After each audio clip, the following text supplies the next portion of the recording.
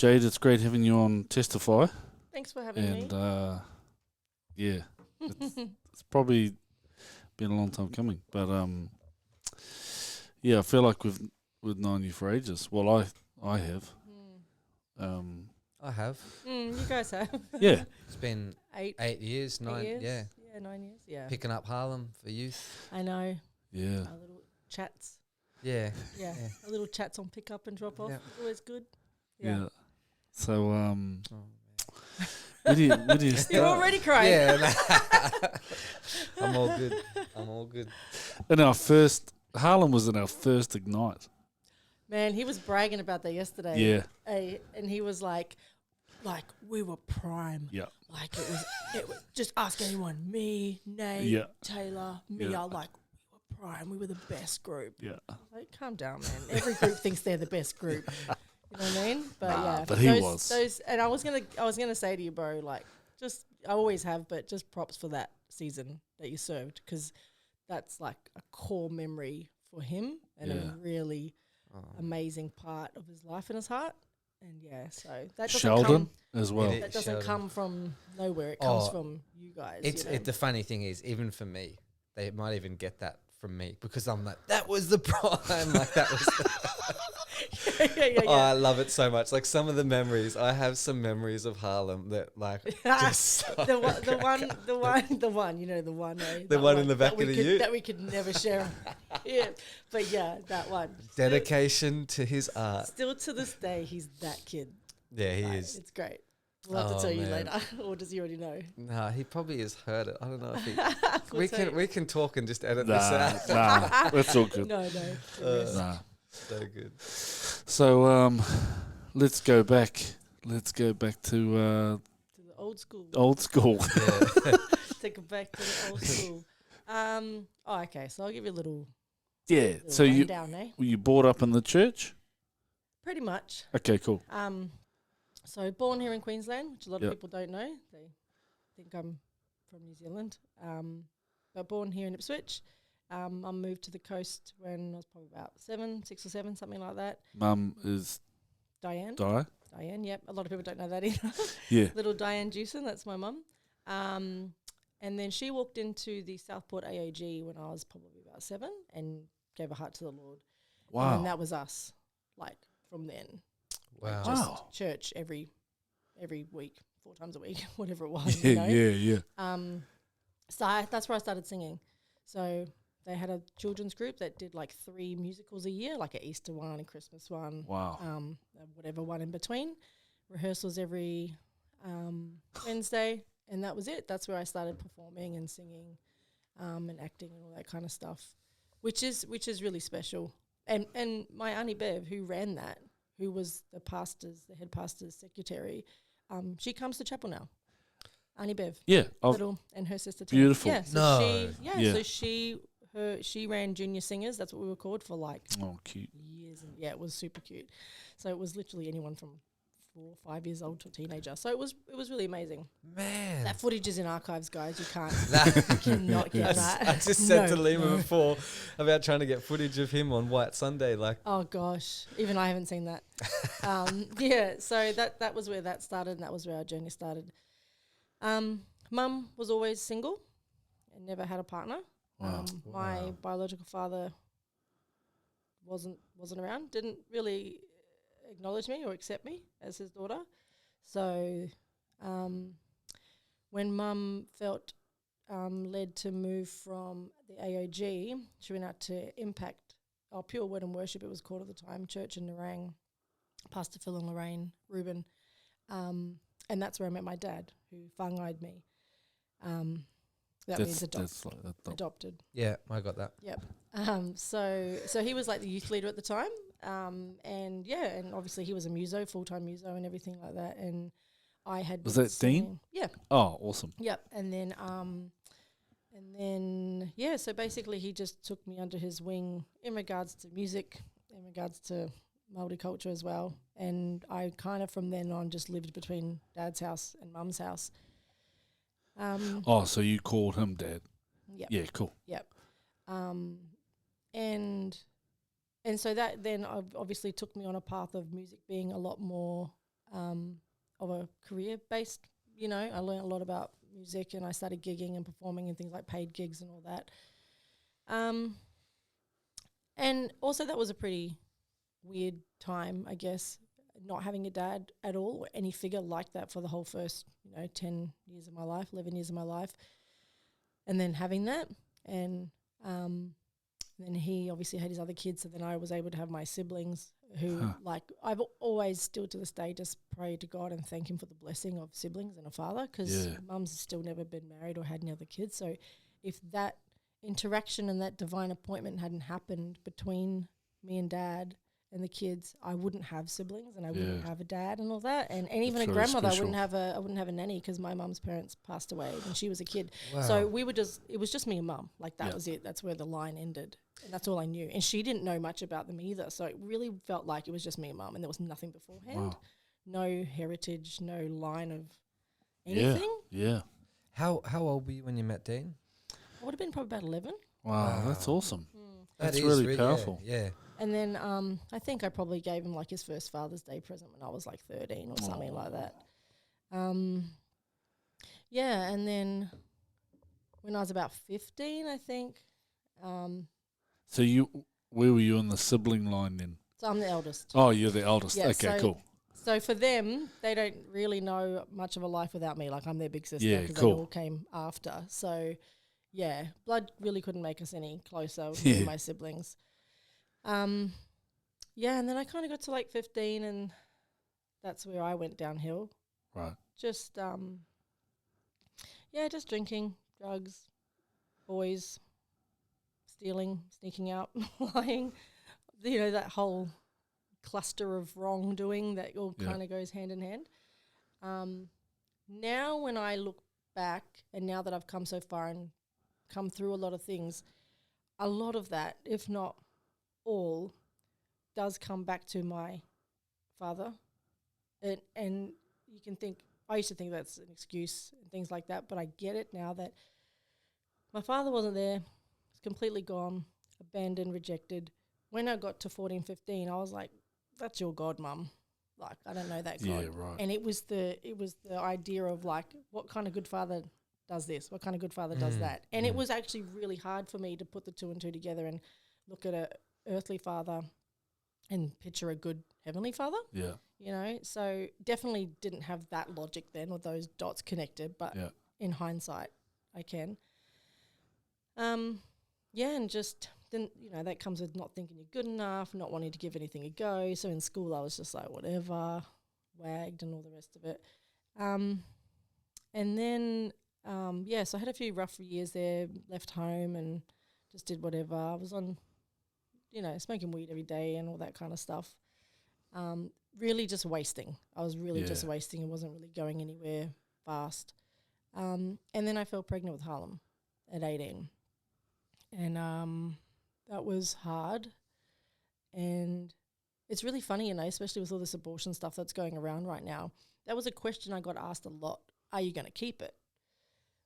Which when you think about it, you're like, wow, that's a pretty hectic question. It is a hectic question. Yeah, and I was 18. So I had every reason to do that if I wanted to. Like I wasn't with his dad and I was 18 and blah, blah, blah. But I remember being like, no, like I don't know, that wasn't on my mind. That wasn't really an option. Wasn't an option to not keep it. So just on that story, so Harlem's father was a good friend of my dad's. So he's much older than me, like 8 or 9 years older than me.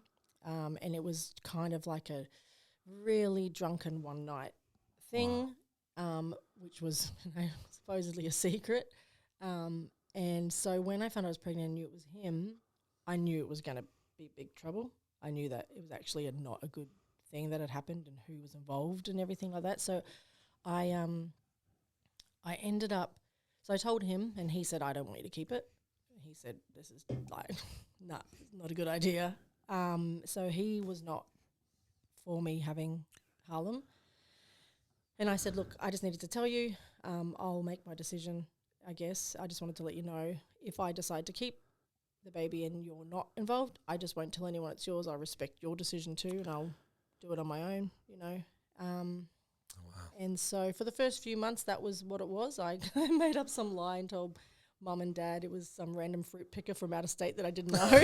Because at that time, all the fruit pickers would come to the Gold Coast parties for the month and then go back off. So I was like, I'm just going to say it's a fruit That's picker. a random thing, fruit picker. But I thought it would close all the questions.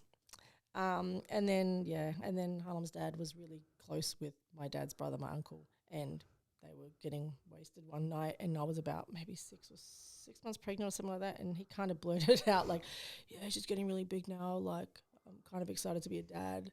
And my uncle was like, what?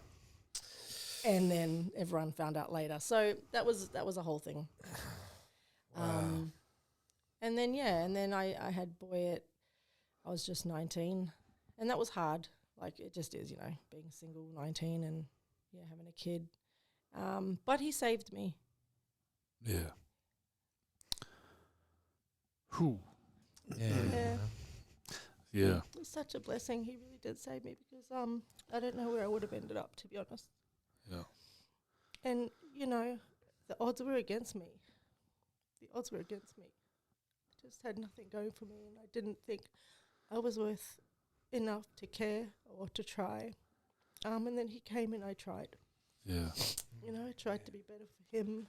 I still got so much wrong, and I still, did it my own way for such a long time, but he at least gave me purpose above myself. Yeah. And so, he drives me absolutely crazy now, but he was an absolute blessing at a time when I needed it. So, I became a young mum. And even then still I copped so much as judgment and, all the rest of it. And then I still was not walking with the Lord at that point. I still was just trying to get through life, however I knew how, dealing with pain and trauma and stuff. So your mum, Di's faith was her own. You were just like, nah. Yeah, for a while there. Yeah. When did it start?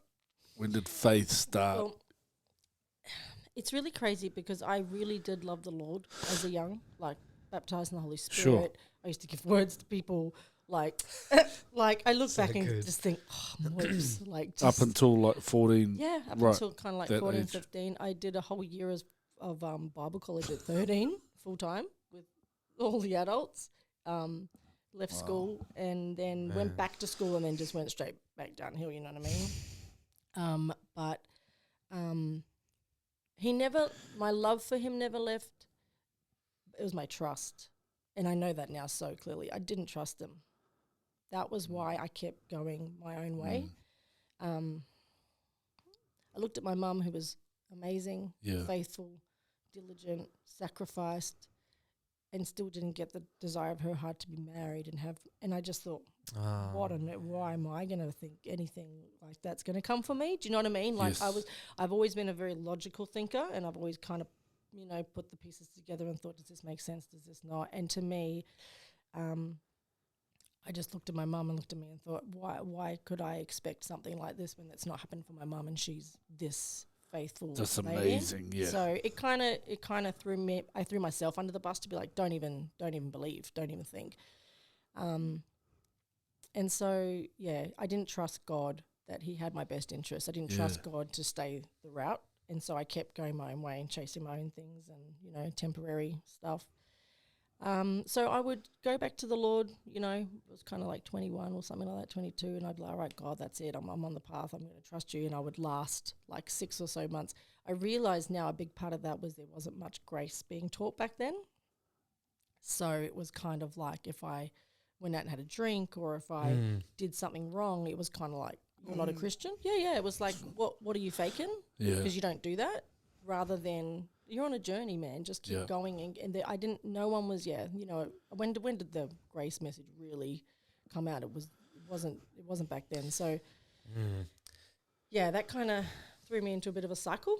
I think it causes that mindset of like, if you're walking in that, then he's not with you, so you're on your own. So then it just opens up a world. I can relate to that. Yeah. Which I think does come from grace instead of him actually being like, no, man, I'm here with you. I'm walking through this. You don't have to do this. Yeah. And not the grace of so I could go out and party and come to church. Just the idea that when I slipped up, it was okay. I could just set myself back up and keep going. Yeah. Rather than, see, I can't do it, just give up. You got to claw your way back or work your way back. Yeah.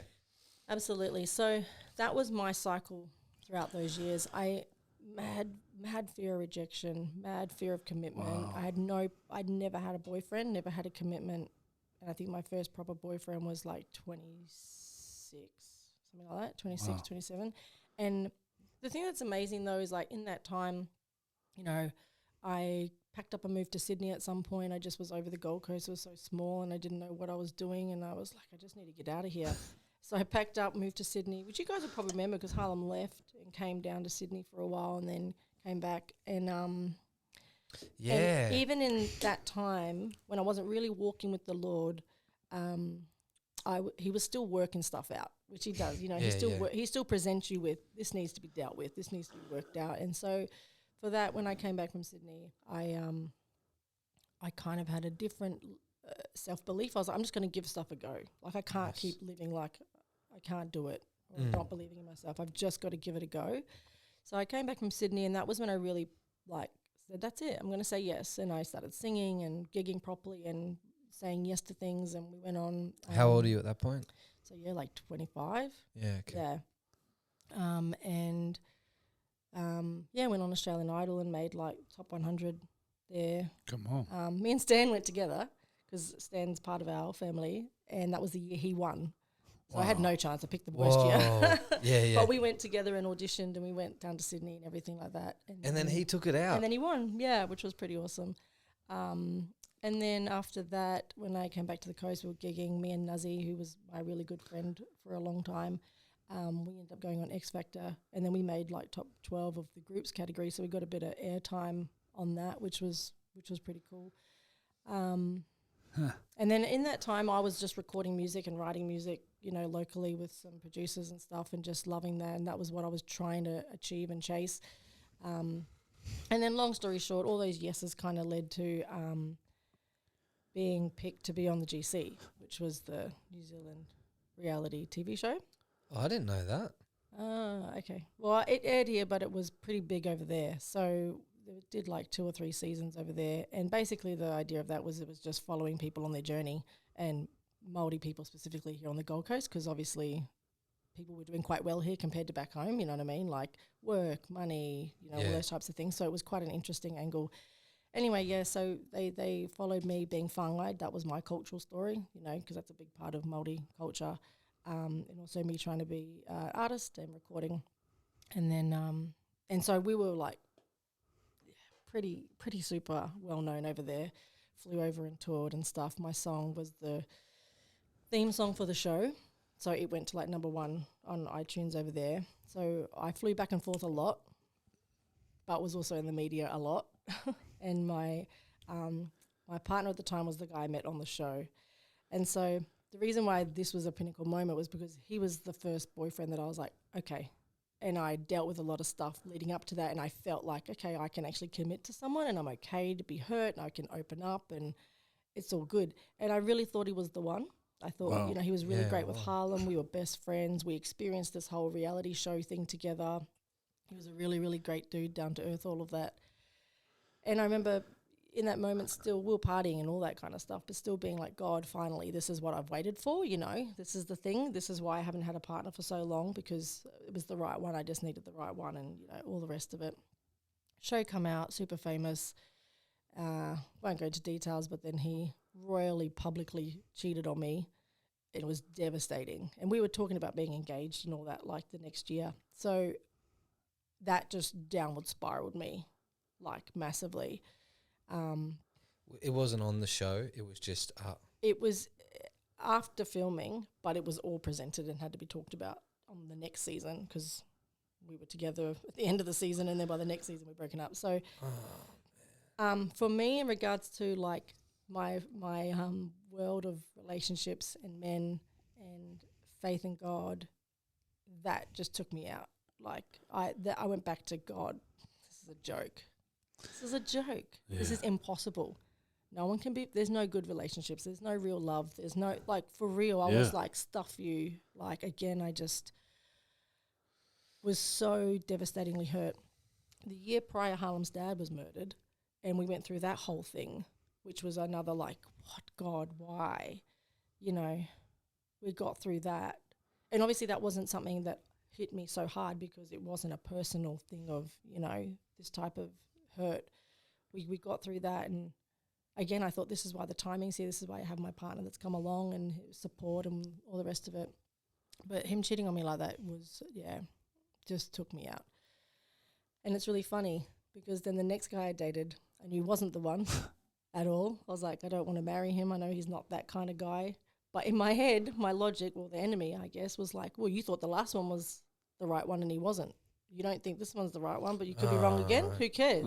Yeah, how's the stupid logic?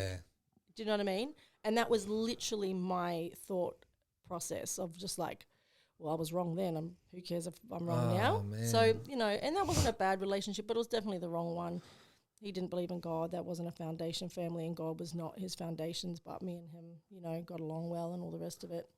He wasn't good with Harlem. He didn't, like, really reach out to him. They didn't have much of a relationship. So that all those little relationships, you know, they all impact you and they all take you through things. Massive.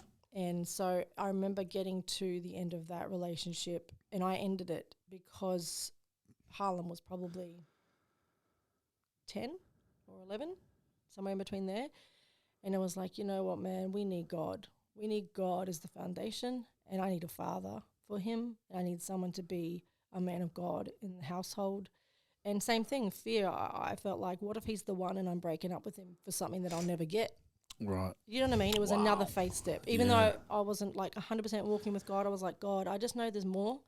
I know you need more from me. I know Harlem needs more. I know this life isn't what you want it to be for me. And I had to break up with someone who I was still in love with, but I just thought, man, I can't marry you and I can't have you be the only father figure Harlem's going to have because his father's passed away. And walked away from that. And that's when I said, God, all right, come on. Come on, God. I'm back. I'm sorry. That's when Harlem started coming to chapel, I think. Well, he was already going because when that happened, I started going to Forward. Oh, yeah. And I was trying to get him to come with me to church to Forward, and he was like, that's not my church. I go to chapel. And, he was always grumpy and not happy when I was dragging him to Forward. Yeah. But his heart was with chapel. So pretty cute. He's been pretty loyal, guys. Yeah. Since the start. And then I went to Forward. And then it was literally where I met Psalms. Yes. And that's how I met Lima. Yes. Whoa. Yeah. So needed... about a year later after that, I'd broken up with my ex, and I was just, you know, on the walk with the Lord and just trying to figure out what is this you wanted me to do. And then one day I needed someone for a gig last minute because Namaya and the boys had something last minute, and Namaya was my guitarist. So I couldn't find anybody, and then Psalms messaged me and said, I've got someone. He's just moved here like a month ago. Doesn't have a car though. He's in the city. I'm like, just get him to train it, man. Train there, I'll pick him up. And then he came into the gig, and that was 2015. Wow. It was actually last week, 2015. Wow. June. Yeah. How cool is that? Yeah. So, and then that was when me and Lima met. And then I was at church and walking with the Lord and all that then. And then obviously his, boyish charm. Yeah. We kind of mucked around and went down a bit of a path. Yeah. Bit of a walk along the beach. Yeah. So we started our friendship, and then obviously just started crossing those lines of friendship. And then and then it got to the point where we were so engrossly like together all the time, but not a couple that it was like almost getting destructive. It was always like, mate, we need some boundaries. What is this? Yeah. And he was happy having his cake and eating it too. And I was like, no, that's enough cake. We need to fix this. And so that was kind of my first ultimatum to him actually, was like, look, I'm being honest. I can't keep going like this. We either give it a go and be a couple, or we need a break. And no, I just need we need space. And then, we ended up being a couple. And then we fell pregnant with Marlo 8 months later, and I thought, oh my gosh, I've done so good for 12 years not getting knocked up again out of wedlock. And I was devastated because we'd only been together 8 months and we had a lot of rough times in those 8 months, a lot of red flags, which obviously now we realise why, but there's a lot of problems there. And so I thought, gosh, my life's over. Wow. I'm a woman with 2 kids, 2 different dads, and I'm not married. Oh, man. And, but again, the foundation of him, even though, you know, he was still doing drugs and he was still, you know, really rough, the foundation of his heart and my heart were the same. Yeah, and it was always God and family. Yeah. And it's that true, was what drew us together. Music brought us together. It's funny, if you go on our website, like my little tagline that I made up was like, music brought us together, love made us stay. Nice. Bit of a very nice relationship. But it was the love of God, the love of family, and the love of music was the reason why we're together. And so when this came about, he knew how important it was for me to be married before I had another kid. He knew how devastated I was. So even though he was not ready to be engaged or be married, he proposed while I was pregnant so that at least I was engaged before Marlo came, which I appreciated. I appreciated that, but I was also like, I'm fat and pregnant and can't even have a wine to celebrate my engagement. But yeah, cool. And then we were married. We were married the year later, I think, 2019. No, 2017. Yeah, 2017. And so in that time, we'd kind of visited church here and there. We still prayed together a lot and everything, but there was so much yuck, so much toxicity, and neither of us were surrendered to the Lord, basically. So we were just trying to do it on our own, which led to me getting to that point where I was like, okay, God, I can't go any further, and asked him to leave. And that was hard. It was just, I looked in the mirror and didn't know who I was. I looked in the mirror and it was empty. I just felt like nothing I did was good enough. It was a really ugly feeling. It was really horrible. And again, now we look back, we realize why, because I was, his God. He was looking to me for fulfillment. He was looking to me for happiness. He was looking for me to serve him. He was looking to me for everything because he had his own stuff going on.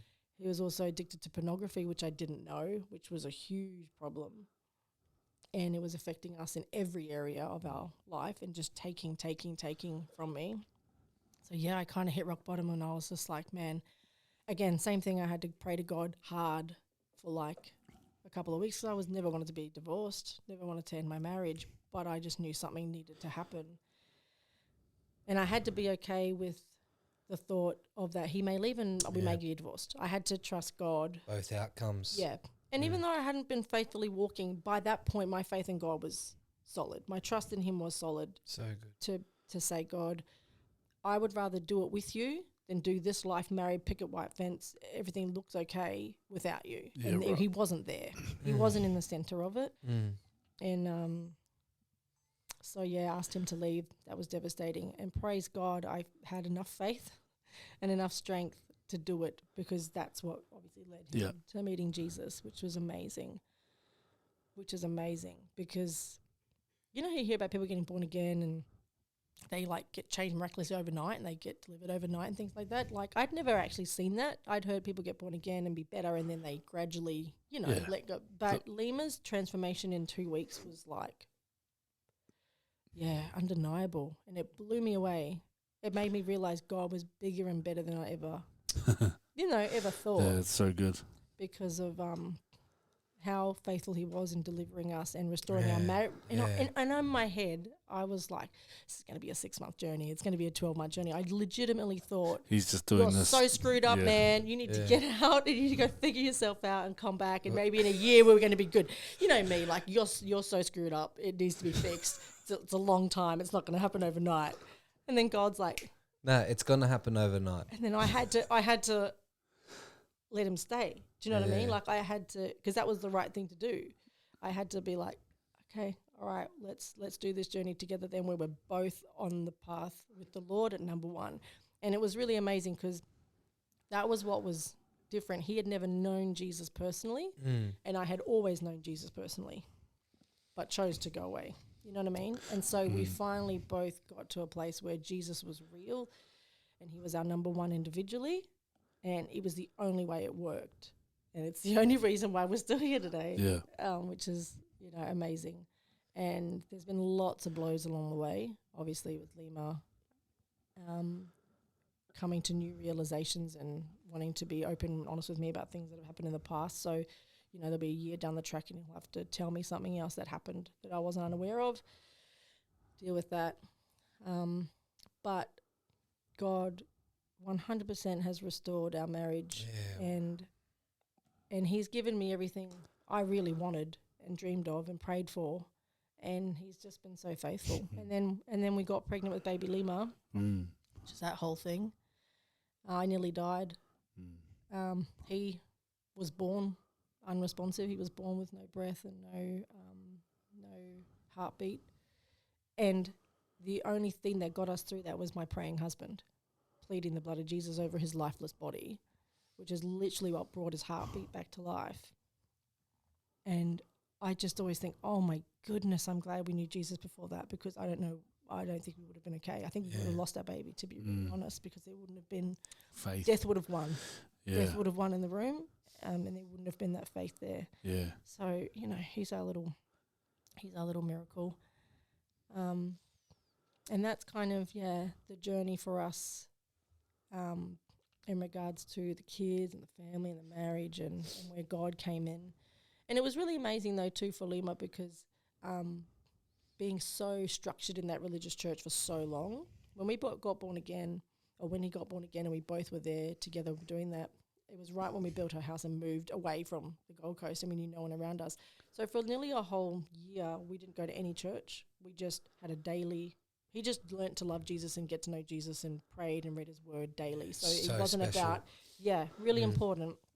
And then we prayed and said, God, we need a community around us and we need to go somewhere. And we got planted at the Beanley Potter's house, which again was great because we've got friends and people around our community now that we can reach out to and everything like that. And that was really good. And then we got to the end of that place where we knew it was time to go. And we kind of just came to chapel because it was convenient, to be honest. Lima was gigging in Broadbeach on Sundays, so we could just come to the Broadbeach Hall and go across. And, the impact, even just the first and second service was incredible. And I knew straight away, I think, I was like, this is where we need to be. And Lima, I think a couple of more weeks later was like, I think it was just like week after week we'd just go up for prayer and there'd be a line of people trying to give words to us, like waiting for the next person to give a word, and they were just epic. And I was like, what is happening? And it just felt, for me, it felt like we were in the army. It felt like we were with God's army. Yeah, wow. Do you know what I mean? Yeah. Like we're all there preparing, we're all there to support, we're all there to grow, we're all there to heal, we're all there to get ready to fight. And as COVID, we went through all of that. And I was like, where do you want to be in this world now? With a bunch of nice Christians where you do your thing on a Sunday? Or do you want to be somewhere where you feel like you can actually go to war and stand up? And that's what it felt like for me in those first few weeks, because, it was just the impact that... And half the people, I still don't even know who they were, because you're praying with your eyes closed. They come up and give you a word and they disappear into the abyss of chapel. And you open your eyes and you're like, I don't know who that was. Who was that? Wow. Who said that? Did you see someone? Long hair? Try and find, out of 300 people who it was. So the impact, for us to come here was incredible. And then the journey for the last 18 months has been amazing. It's interesting because Lima's first connection with chapel was 2016, he was telling us. Yeah. And Mother's Day. Yeah. Yeah. Because you, we've only been going 10 years, but you've always been in and out. So we've always sort of known you. Yeah. Every Mother's Day and Yeah. every Easter. And every Mum always wanted us to go to church with her, so we always did that for Mum to come. And Hallam's always been there. So it's really cool. Yeah. And that's why it's actually even super, super special, and I get all the feels when I'm watching, especially like the Upi boys sing, because I've seen them as children start. Yeah. Humble beginnings, Just the three of them with their little guitar and singing, and I look at them now and I'm like, far out, man. Like, that's... Yeah, but you're singing with them. How cool is that? I know. And little Nadie, like, They're both they're both like giants together, him and Harlem. Oh man, they're huge. They are huge brothers. Yeah, they are. So cool. You trying to? It's weird. I used to be bigger than them once. Not for very long. Yeah. But then you've got Sheldon, who's tall as well. Yeah, all of them. Because he was around at the same time as well. Yeah. Tall. Yeah, it's amazing. Yeah. It's I like that. Not that our community is any more special than anywhere else, but I just love how, like, God's hand in our community with you, and then like, you know, in and out, Harlem's there, your mum's there, but then you guys could have ended up anywhere. Yeah. But it was like, Totally. it's like God was always like, Yeah. nah, man, you'll be home soon. It's like annoying. It just, It's annoying because I'm, you know, I look back and think of things and go, gosh, I wish I just shut my mouth and did what I was told and just went to chapel 9 years ago. Like, how much easier would my life have been? Yeah. Less heartbreak. Yeah. But then you kind of go, yeah, but my steps led me to my Yes. husband and my No, stepdad. that's You right. can't go down that path No, too you much. can't. But Nah. I definitely do think that sometimes and go, oh, man. If only. Yeah. Yeah. But what an amazing But what a privilege story. for me on my side. Like, I haven't been in the trenches with you guys for 9 years. Yeah. Like, I haven't seen the ins and outs and the struggles and everything. I've popped in and been like, wow. Popped in You and have. been like, wow. And just, it's always actually had the same feeling. I don't think I've ever said that to you. No. It feels the same. There's a lot of people, but the spirit of God Amen. and the way you guys love people and everything has not changed since when it was 30, 40. 30, 40 of you in the school hall Yeah. to... It's actually really funny. I used to be like pretty hungover coming to pick up Harlem from that chapel a lot of times on a Sunday. Got to be real. Yeah. I'm gonna take him for the night. I'll come get him. Get in Harlem. Go home to sleep. Pretty shocking. But anyway, you know, it's fun. What's funny for me is like you guys may have only been coming for, you know, whatever, the last year or so. But I always feel like I feel like you've always been. Yeah. I do You've too. always, like you've always, it's weird, eh? You've always been a part of chapel. Yeah. Even when weird. I'd come and pick him up, see you, yeah. I'm like, oh no, you were a part of chapel. You just didn't come. Yeah. I just didn't come to family time. Yeah. You were just preoccupied with a few other things. Yeah, doing my own thing. Yeah. Oh, well, that's nice. That's nice that. And when we Yes, saw you that way. come in and pick Harlem up, you'd always get a hug and always get a, how's it going? You know? Grab Yeah. a scone or Yeah. Hard whatever was going on. Breaking bread, I'll be there. Yeah. Yeah. You know, I think it's, Oh, and the Upus. yeah. Like, remember, we went through a really hard time with Harlem. Yeah. I think he was 15 or whatever. So for me, I was kind of like, been here. It wasn't even that long ago. I was doing the same thing to my mum, so I get it. And Harlem was like, this sucks and life's so hard. Bear in mind, Lima was not born again, so he was pretty rough. It was a bit tough back then. But I was like, go to the Upus, mate. Yeah. And I just rung Tuff and George. I was like, please, can you just help me out? Because I can't deal with the kid. He needs something else. So, you know, the fact that I have had access to people like that in my Yeah, life it's since awesome. back then, that's what saves you. Yeah. It's those people that save you. It saves Yeah. the kids. They save you. And Yeah. it's just, it's the incredible. village. And Precious. then recently, last year, before Lima's brother and them got born again, they called us with the same thing. They were having That's trouble with their daughter, their girl, and they weren't born again at all, weren't going to church, nothing like that. And they rang us and said, we just know that you guys have a different home than us and you guys have a different environment and you guys, we just feel like maybe you guys can do what we can't, basically. And Right. really now it's like, you got God, we don't have God, she needs something else. And we were like, yeah, of course. So she come and stayed with us. And then she got born again while she was with Wow. us. And then out of Oh, that, they all wow. came to Passover in the park. That's They right. all got born again, the whole family. And they've been on that. Yeah. They've been on fire for the Whoa. Lord, the whole family since then. So, you know, for us, it was like such an honor and such a privilege to be able to say yes, to have someone come and stay with you. That then led that, you know what I mean? So, yeah. So it's good. just amazing. Imagine your mum. So good. Your mum's thoughts. Wow. Yeah. We need to get Di on here. Yeah. Daisy. Yeah. Yeah. That'd be amazing. That'll be a story of faithfulness. Yeah. Prayers answered. Faithful A praying God. mum. Like, I put her through hell, bro. Oh. No, We all. like she's. No, not we all. Yeah. Oh, yeah. No. No, Oh, you no. put her through hell. Yeah, Sorry, I I'm. did. Yeah. No, I No, didn't put my mum he through didn't. hell either. No. He's a good boy. No, yeah, like my mum was literally like calling the police looking for me, calling taxis because I'd run out in the middle of the night and she's calling the taxi line. Some taxi just come picked up my daughter from this address. Tell them to turn around. And the taxi driver's like, your mum's just called into the thing. Are we turning around? No, keep going. And my mum would just drive around trying to look for me. And I was really bad. I was really bad. But again, it wasn't about her. I wasn't doing it to hurt her. I was just doing it because I wasn't okay. You were hurt. Yeah, I wasn't okay. The cool thing about my biological father, though, is that before we came to chapel, maybe about 4 or 5 months before we came to chapel, you know how God will just plant seeds from each sermon and it'll be something different? And it was about obedience and about doing things when no one's watching. It was even little small things, like picking up rubbish and just little small things. He would be like, obedience. And it got to loving your enemy. And that stuck with me for a while. And I was like, I don't really have any enemies. And then I kind of thought about it and prayed and everything. And the one person that came to mind was my biological father, who I haven't seen in decades, haven't spoken to ever really. And I remember thinking, well, hang on a second, he's not my enemy. I never don't think about him, don't care about him. And then I thought, hang on, if he walked in a room, I'd feel some kind of way. Yeah. And that's when I was like, well, I'm not okay because do I love him? Do I care about him? Will I reach out to him and tell him that Jesus loves him? And I was like, no, I wouldn't. Wow. So God dealt with me, and I had to really go down a journey of forgiveness and, prayer. And I got to a point that I wanted to reach out to him.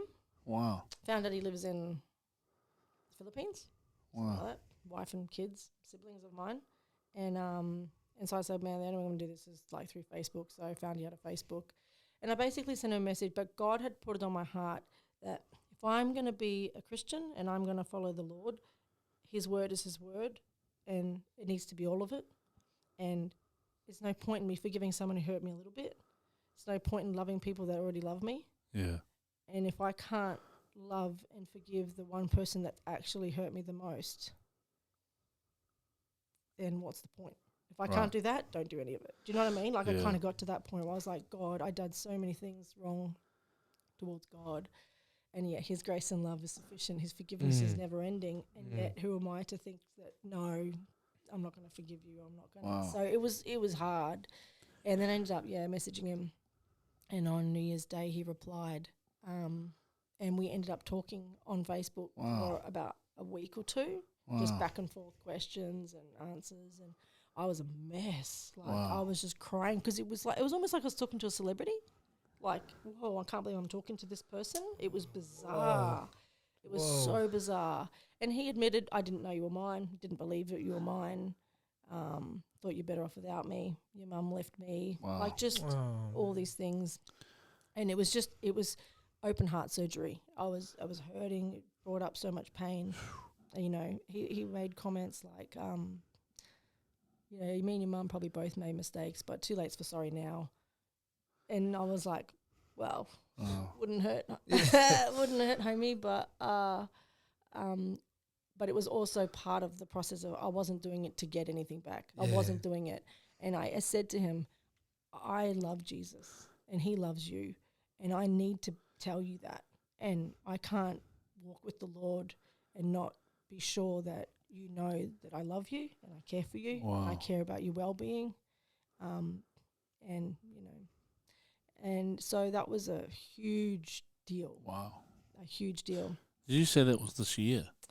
It was, it was January 1st that he replied to me. This year? Last year. Oh, last year, yeah. Wow. 2021. Wow. He's actually here in Australia at the moment. Wow. So he agreed to like meet up at some point and meet everyone, which is crazy. But it's weird that all my life growing up, whenever I would go back to the Lord, I would cry in such deep pain and sorrow, and I knew it always came from there. I could feel it. It was always a daddy thing. It was always a daddy issue. Yeah. I'd go to God and not feel good enough and not feel wanted, not feel loved, and all those things. And that I don't have that.